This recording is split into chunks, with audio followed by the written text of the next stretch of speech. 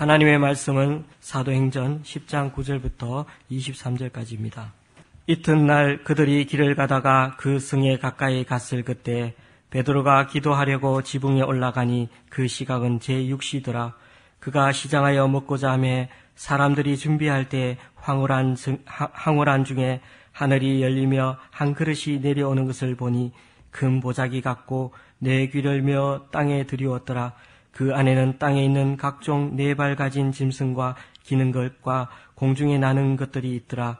또 소리가 있으되 베드로야 일어나 잡아 먹으라 하거늘 베드로가 이르되 주여 그럴 수 없나이다. 속되고 깨끗하지 아니한 것을 내가 결코 먹지 아니하였나이다 한데 또 두 번째 소리가 있으되 하나님께서 깨끗하게 하신 것을 내가 속되다 하지 말라 하더라. 이런 일이 3번 있은 후 그 그릇이 곧 하늘로 올려져 가니라. 베드로가 본 바 환상이 무슨 뜻인지 속으로 의아해 하더니 마침 고넬료가 보낸 사람들이 시몬의 집을 찾아 문 밖에 서서 불러 묻되 베드로라 하는 시몬이 여기 유숙하느냐 하거늘 베드로가 그 환상에 대하여 생각할 때 성령께서 그에게 말씀하시되 두 사람이 너를 찾으니 일어나 내려가 의심하지 말고 함께 가라. 내가 그들을 보내었느니라 하시니 베드로가 내려가 그 사람들을 보고 이르되 내가 곧 너희가 찾는 사람인데 너희가 무슨 일로 왔느냐. 그들이 대답하되 백부장 고넬료는 의인이요 하나님을 경외하는 사람이라. 유대 온 족속이 칭찬하더니 그가 거룩한 천사의 지시를 받아 당신을 그 집으로 청하여 말을 들으려 하느니라 한데 베드로가 불러들여 유숙하게 하니라. 이튿날 일어나 그들과 함께 갈새 요빠에서 온 어떤 형제들도 함께 가니라. 아멘. 가이사랴의 이방인 고넬료가 요빠의 베드로에게 보낸 3사람이 밤을 새워서 베드로를 향해서 나아가고 있지만 정작 요빠에 있는 베드로는 그런 사람들이 자기 자신을 찾아오고 있다는 사실을 전혀 몰랐습니다.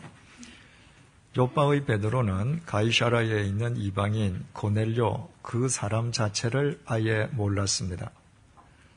더 심각한 것은 그때까지 베드로는 이방인에 대한 복음 전도의 필요성을 조금도 느끼지 못하고 있었습니다. 그때까지만 해도 베드로에게 예수 그리스도의 복음은 이스라엘인만 누릴 수 있는 이스라엘인만의 전유물일 따름이었습니다. 그런 상황 속에서 3사람이 밤을 새워서 베드로를 찾아간다 한들 그들을 통한 이방인 고넬료의 요청에 베드로가 응할 까닭이 없었습니다. 베드로가 있는 곳까지 이방인인 고넬료가 찾아오는 것도 아니요. 베드로가 있는 곳에서부터 50km나 떨어진 먼 곳에 앉아서 그곳으로 베드로를 찾아오라고 하는 것이니 베드로로서는 그런 요청을 더더욱 받아들일 까닭이 없었습니다. 그런 정황 하에서는 3사람을 요빠의 베드로에게 보낸 고넬료나 밤을 새워서 베드로를 향해 걸어가고 있는 3사람들이나 모두 헛수고를 하고 있는 것처럼 보입니다. 그러나 그것은 이방인인 고넬료가 임의로 행한 일이 결코 아니었습니다. 하나님께서 그렇게 하라고 명령하셨던 것입니다. 하나님께서 하라 하신 이상 하나님께서 그 결과를 책임져 주실 것임은 너무나도 자명한 일이었습니다. 하나님은 어떤 경우에도 인간에게 빈 말을 하시는 분이 아니시기 때문입니다. 그래서 우리는 지난 시간에 하나님께서 고넬료에게 요빠의 베드로를 청할 것을 명령하신 그 당일뿐만 아니라 그 이튿날에도 그 이튿날의 이튿날에도 이튿날의 이튿날의 이튿날에도 하나님께서 고넬료를 위해서 치밀하게 역사하신 사실을 살펴보았습니다. 오늘 이 시간에 우리가 함께 생각하고자 하는 것은 하나님께서 그 이튿날 고넬료를 위해서 행하셨던 역사의 구체적인 내용에 관해서입니다. 오늘 본문 9절에서 16절을 함께 보시겠습니다. 이튿날 그들이 길을 가다가 그 성에 가까이 갔을 그때에 베드로가 기도하려고 지붕에 올라가니 그 시각은 제6시더라.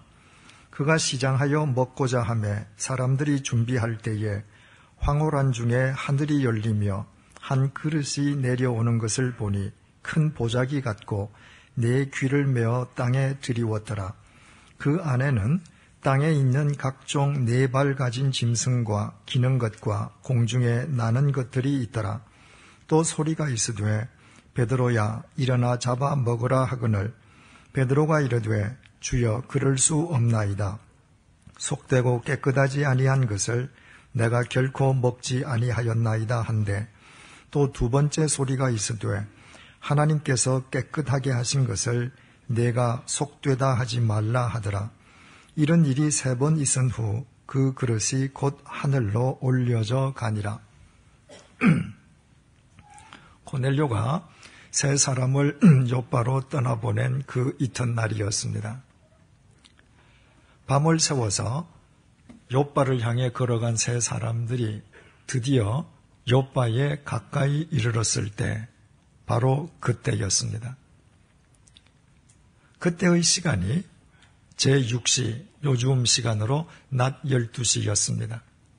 그 시간은 당시 유대인들의 관습상 기도 시간이 아니었음에도 갑자기 베드로에게 기도하고픈 마음이 불일듯 일어났습니다. 그래서 베드로는 그 집 옥상 위로 올라가서 기도하기 시작했고 기도하다가 뜻하지 않게 환상을 보게 됩니다. 하늘에서부터 큰 보자기 같은 그릇이 내려왔는데 그 그릇 속에 이스라엘 사람들이 부정하다고 간주하는 온갖 짐승들과 새들이 들어 있었습니다. 그래서 그 음식을 잡아먹으라는 음성에 대해서 베드로는 나는 속되고 깨끗하지 아니한 것은 절대로 잡아먹지 않는다는 답변으로 대신했습니다. 그때 하나님께서 깨끗하게 하신 것을 내가 속되다 하지 말라는 음성이 다시 들렸습니다. 그리고 그와 똑같은 일이 3번이나 반복되었습니다. 환상 속에 나타난 짐승과 새들은 이방인의 상징이었습니다. 당시 이스라엘 사람들은 자신들과 근본적으로 다른 이방인들을 부정한 존재로 간주하고 있었습니다. 따라서 그 환상의 의미야말로 하나님께서 이스라엘 백성들을 죄에서 구원해 주셨듯이 이방인의 죄 역시도 깨끗하게 해 주심으로 이방인을 받아들이기를 꺼려하지 말라는 뜻이었습니다. 그래서 하나님께서 깨끗하게 하신 것을 내가 속되다 하지 말라는 말이 3번이나 반복되었습니다. 이방인들에 대해서 그릇된 편견을 갖고 있는 베드로의 잘못된 생각을 교정해 주기 위함이었습니다. 이에 대한 베드로의 반응을 본문 17절 상반절이 밝혀주고 있습니다. 베드로가 본 바 환상이 무슨 뜻인지 속으로 의아해 하더니 베드로는 자신이 보고 들은 환상과 음성의 의미가 무슨 뜻인지 의아해 했습니다. 우리말 의아해 하다로 번역된 헬라어 디아포레오는 당황하다, 당혹스러워하다는 의미입니다. 베드로는 동일한 음성과 동일한 환상을 3번씩이나 반복해서 보고 들었음에도 불구하고 그것이 무슨 뜻인지를 알지 못해 대단히 당혹스러워했습니다. 하나님께서 깨끗하게 하신 것을 내가 속되다 하지 말라 하는 그 3번에 걸친 음성이 이방인에 대한 베드로의 그릇된 편견을 깨트려 주시기 위함인 것을 베드로는 전혀 인식하지 못했던 것입니다. 바로 여기에서 우리가 유의해야 할 중요한 사실이 있습니다. 오늘 본문의 이야기가 전개되고 있는 장소가 어디냐 하는 것입니다. 그것은 요빠의 바닷가에 위치한 무두장이 시몬의 집 옥상이었습니다. 이때 베드로가 요빠에 체류하게 된 것은 요빠의 다비다가 죽었을 때 요빠의 그리스도인들이 마침 베드로가 인근 루다에 와 있다는 사실을 알고 사람을 보내어 베드로로 하여금 요빠로 와 주기를 부탁했기 때문입니다. 그리고 베드로의 기도에 의해 죽었던 다비다가 다시 살아나게 되었습니다.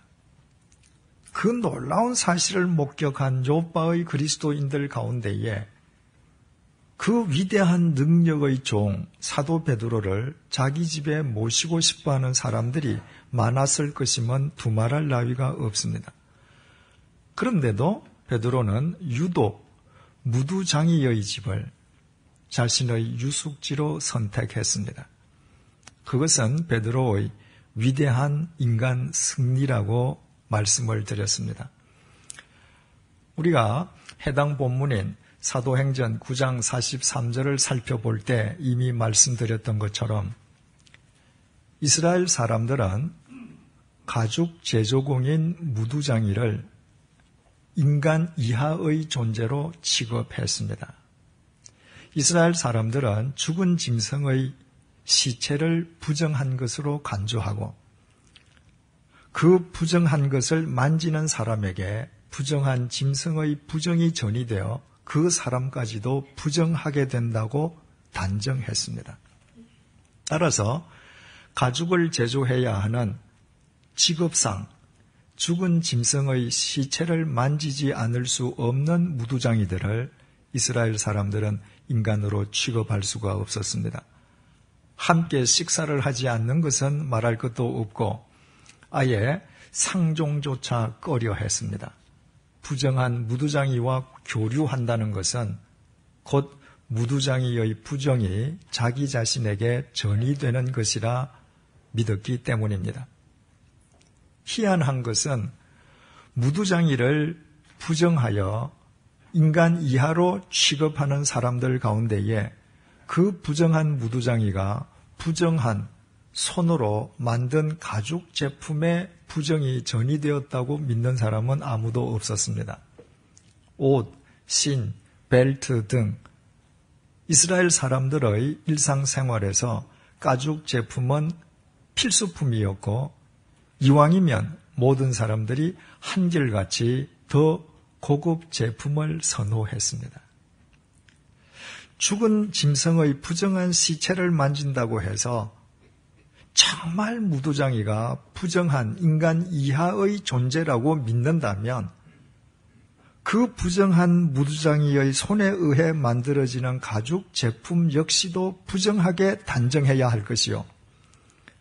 만약에 가죽 제품을 소중하고 귀하게 다룬다면 그 귀한 제품을 만들어주는 무두장이 역시 귀하게 다루는 것이 타당할 것이었습니다.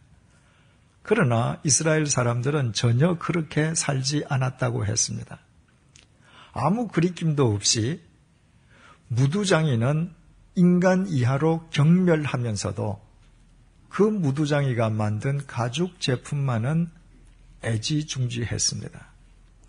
그것은 인간 내부에 도사리고 있는 인간에 대한 무서운 자기 모순이요 이율배반적인 이중성이라고 했습니다. 그런데 사도 베드로가 요빠에서 자신을 모시고 싶어하는 하고 많은 집을 다 제쳐놓고 모든 사람들이 인간으로 취급조차 하지 않는 무두장이의 집을 자신의 유숙지로 선택한 것이었습니다. 그것은 베드로가 무두장이에 대한 자기의 모순과 자기 이중성을 한마디로 표현해서 무두장이에 대한 그릇된 편견을 예수 그리스도 안에서 극복한 일대 사건이었습니다. 베드로 역시도 가죽 제품은 소중하게 여기면서도 그동안 무두장이만은 인간 이하로 경멸하던 유태인이었기 때문입니다. 지금 베드로가 본문 속에서 환상을 본 집은 바로 그 무두장이의 집이었습니다.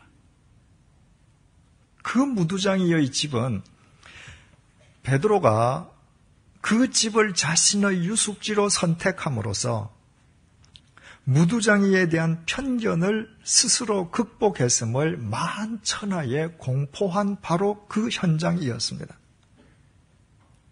다른 곳이라면 모르되 그 집에서라면 이방인에 대한 편견마저 버릴 것을 의미하는 본문의 환상과 의미의 뜻을 베드로는 즉각 이해할 수 있었어야만 했습니다. 그런데 베드로는 이것만은 이해하지를 못했습니다. 더욱이 본문 10절은 이렇게 증언하고 있습니다. 그가 시장하여 먹고자 하매 사람들이 준비할 때에 베드로가 낮 12시에 기도하기 위해서 무두장이 집 옥상 위로 올라갈 때 그는 이미 시장길을 느끼고 있었습니다. 그 사실을 알게 된 사람들이 베드로를 위해서 음식을 장만했습니다. 베드로를 위해서 음식을 장만한 그 사람들이 대체 누구이겠습니까? 인류 식당의 인류 요리사들이겠습니까? 두말할 것도 없이 무두장이 시몬의 집안 식구들이었을 것입니다. 그들이 베드로를 위해서 또 어떤 음식을 만들었겠습니까? 보암직도 하고 먹음직도 한 요리상이었겠습니까? 최근에 모로코를 여행하면서 무두장이들의 실생활을 직접 목격한 정용섭 장로님의 글을 본인의 허락하에 읽어드리겠습니다. 이번 모로코 여행에서 무두장이가 얼마나 역겹고 힘든 일을 하는지 직접 확인하고 목사님의 설교 중 베드로가 무두장이 시몬의 집에 머문 것이 얼마나 대단한 사건이었는지 알게 되었습니다. 유네스코가 인류 문화유산 보호지로 지정한 페스에는 무두장이들이 살고 있습니다. 그들은 옛 방법 그대로 무두질과 염색 작업을 하고 있는데 작업 환경이 얼마나 더럽고 역겨운지 저는 그곳에 단 몇 분밖에 머무를 수가 없었습니다. 작업 첫 단계는 무두장이들이 석회와 비둘기, 배설물을 혼합한 액체 속에서 동물 가죽을 부드럽게 하는 것이었고 두 번째 과정은 염료통에서 염색하는 것이었는데 역한 냄새로 인해 숨을 제대로 쉴 수조차 없을 정도였습니다. 그런 무두장이들을 이스라엘 사람들이 인간으로 취급하지 않았고 그럼에도 불구하고 베드로가 무두장이의 집에서 유숙했다는 목사님의 설교 내용을 정말 실감나게 확인할 수 있었습니다. 21세기를 살아가는 무두장이의 실생활이 이러하다면 2000년 전 욥바의 무두장이 시몬의 처지는 지금보다 못했으면 못했지 지금보다 나았을 리가 없지 않습니까? 그의 작업이 얼마나 더럽고 역한 일이었으면 동네 한가운데에 살지도 못한 채 동네에서 뚝 떨어진 외딴 바닷가에 따로 살아야만 했겠습니까?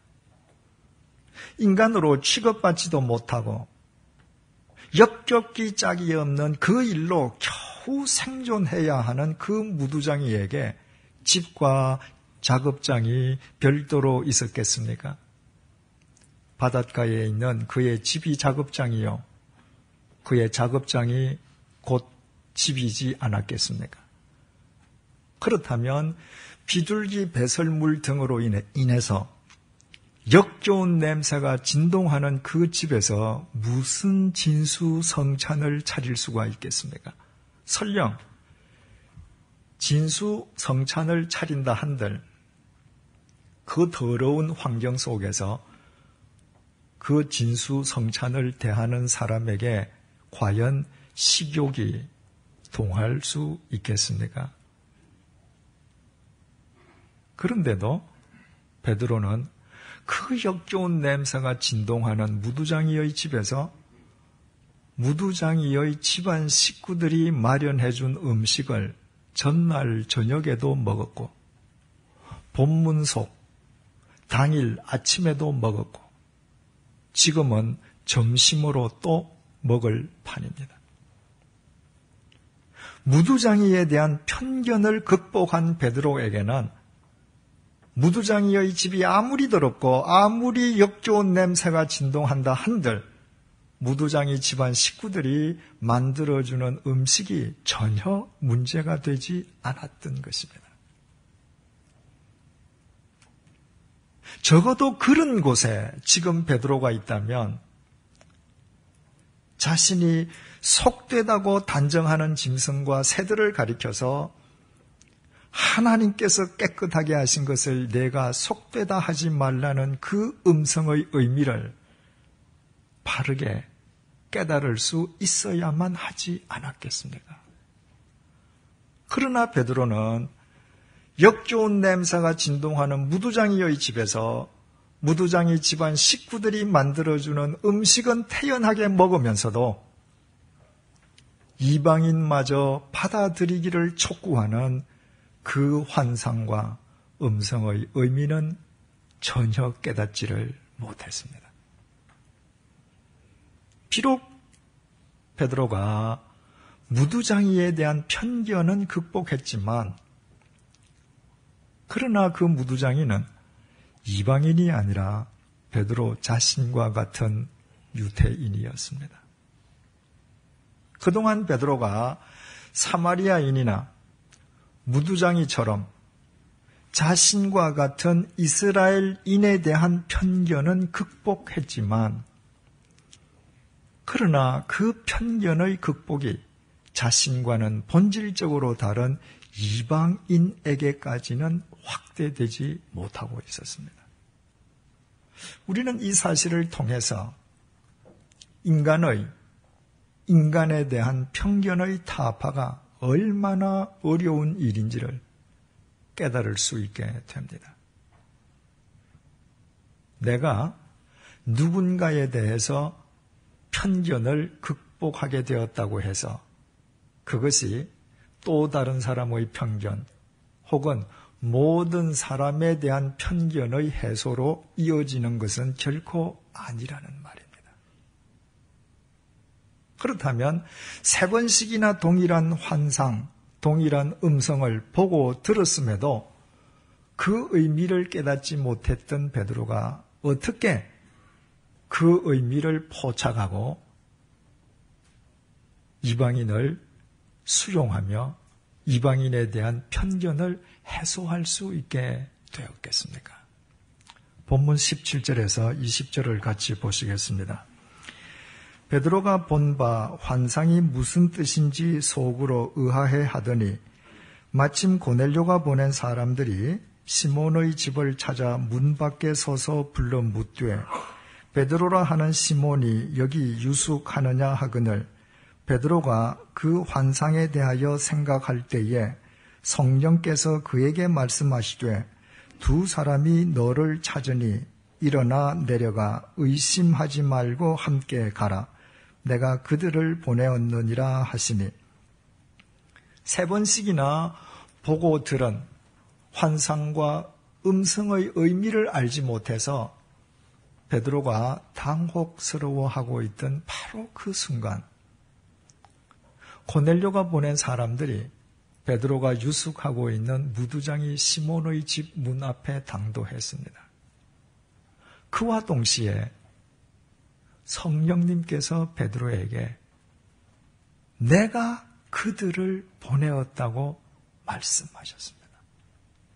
지금 문 앞에 와 있는 사람들이 누구든 상관없이 성령 하나님께서 그들을 보내셨다는 것이었습니다.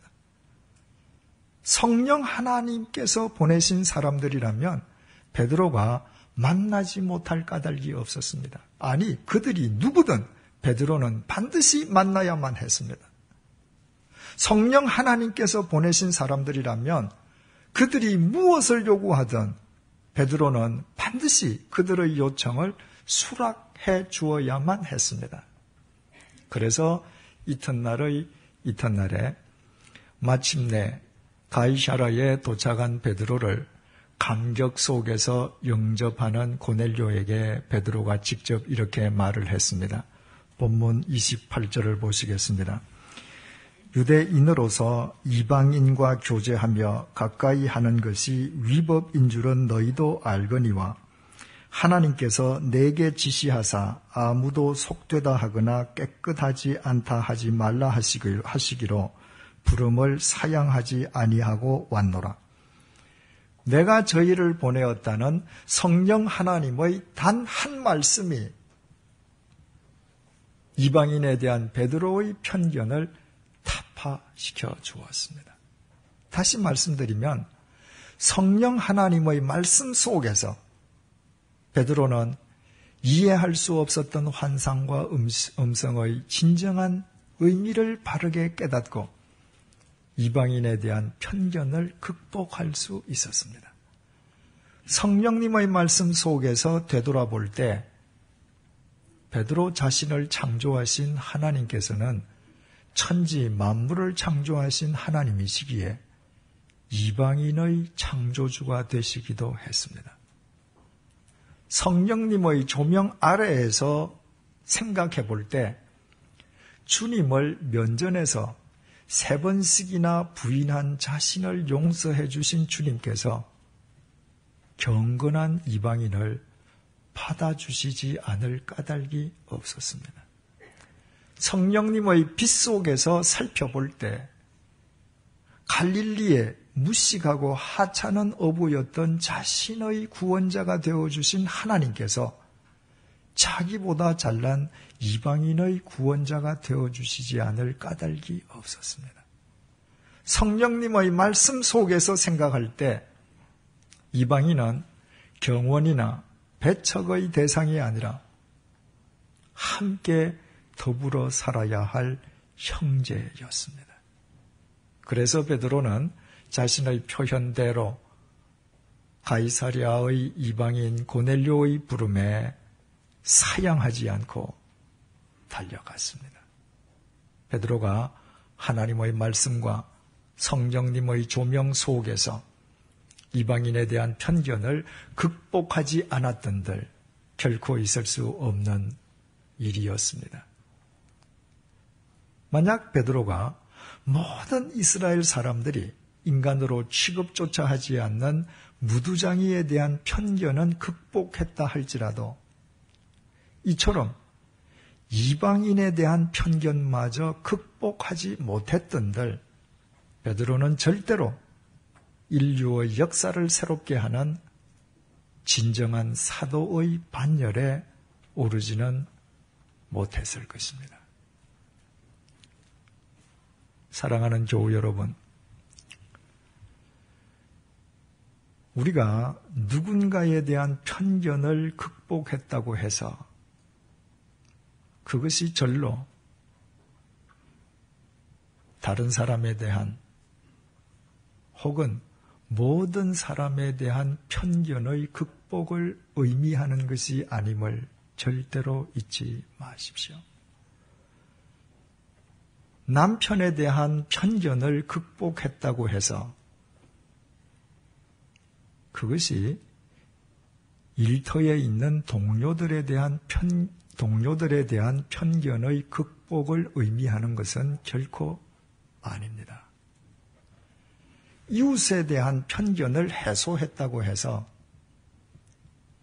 아내에 대한 편견이 절로 해소되는 것도 아닙니다. 부모나 자식에 대한 편견의 극복이 친구에 대한 편견의 극복으로 그냥 연결되는 것도 아닙니다. 인간에 대한 편견은 어떤 경우에도 절로 해소되거나 그냥 극복되지 않습니다. 인간에 대한 편견은 오직 인간을 창조하신 하나님의 말씀 속에서 성령님의 빛 속에서만 해소되고 극복되고 확장되고 또 확대될 수 있습니다. 그리스도인들이 성숙해진다고 하는 것은 인간 관계 속에서 한 사람이라도 더 많은 사람들과 바른 관계를 맺고 더불어 함께 사는 것을 의미한다는 사실을 아십니까? 그래서 죄와 악과 불의와 타협하는 것이 아닌 한 날이 갈수록 인간 관계의 지경이 점점 더 넓어지기를 원하십니까? 인간 관계에 관한 한 어떤 편견에도 예속되지 않는 진정한 자유인으로 살기를 원하십니까? 그렇다면 우리 모두 지금부터 오직 하나님의 말씀 속에서 성령님의 빛 속에서 사람 관계를 이루어 가십시다. 그때 우리는 모두 이 시대의 숱한 무두장이와 이방인들을 인간의 편견으로부터 해방시킬 것이요, 편견의 감옥으로부터 무엇보다도 우리 자신을 해방시키는 우리 시대의 베드로들이 될 것입니다. 하나님의 말씀과 성령님의 빛 속에서 인간관계를 이루어가는 우리의 삶을 통해 삼위일체 하나님께서 친히 역사하실 것이기 때문입니다. 기도하시겠습니다.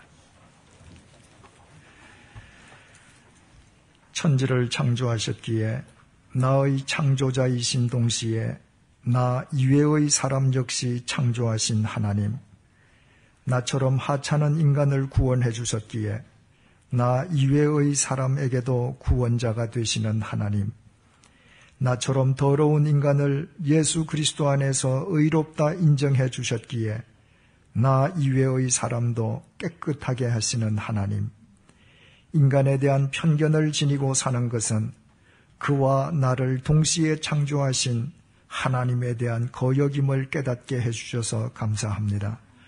우리가 그리스도 안에서 변화되고 성숙해 간다는 것은 인간에 대한 편견을 극복하며 인간에 대한 지경을 넓혀가는 것임을 깨닫게 해주심도 감사합니다. 히브리서 12장 4절 말씀처럼 인간의 죄와 악과 불의는 피 흘리기까지 맞서 싸워야 할 대상이지만 인간에 대한 편견은 반드시 해소하고 극복해야 할 대상임을 잊지 않도록 도와주옵소서.